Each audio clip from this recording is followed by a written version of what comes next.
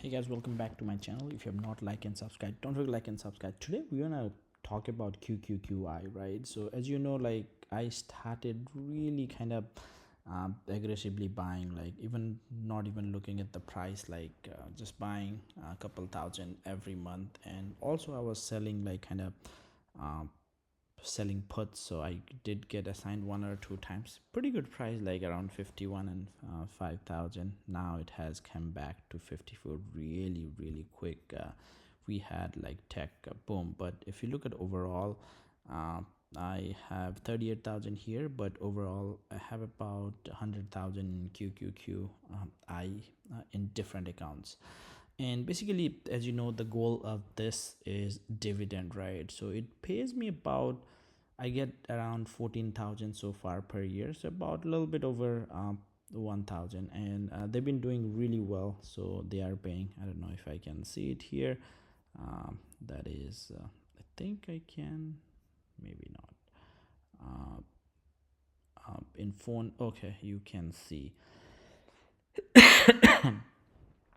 Yeah, so this is dividend kind of reinvested. They just gave dividend April 24, which is reinvested again. It bought 8.27 shares at 53. So this account itself gets about 500, 445.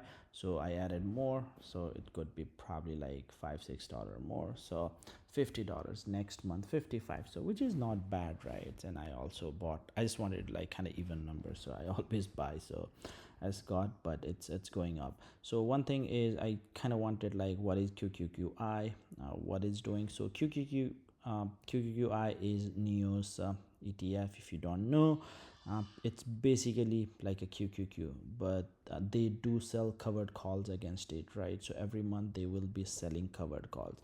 Also, I've seen, right, the top 10 holdings here is Nvidia, Apple, Microsoft. So just buying this, I'm already invested in Nvidia. I don't have to. So I have a 8%, right? So I have about 8% means in a 100,000, that's like 8,000, right? So I have about 30, 34. I have like 4 or 5 thousands of Nvidia. Same with the Apple's, Microsoft, right? So you are already kind of diversified, right? And the good thing is they pays like dividend really every month. So if you are kind of late, so for me, I just wanted like 2 or 3 thousand in dividend. That's all. So I think I will probably add another maybe 100 or 150,000, make it at 250,000 and get done with it. So that's my goal. You can have a different goal, but I just wanted that, like a little bit of dividend income every month for whatever I want to do. Also, like if you have a long term like sideways market, this will kind of perform better. But if you're very young, like 2025s, I would say just stick with the QQQM, which is best because of the low expense risk. The expense risk ratio expense is a little bit higher here, 68.68.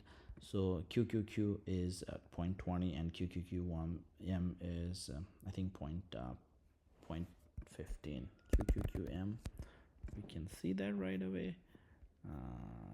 Yeah, it's 0.15 and QQQ is 0.20. So you do save a little bit on that expense ratio, right? 0.18, not 20. So zero point 0.3, right? 0.3 basis, which actually in the long run does make a significant difference.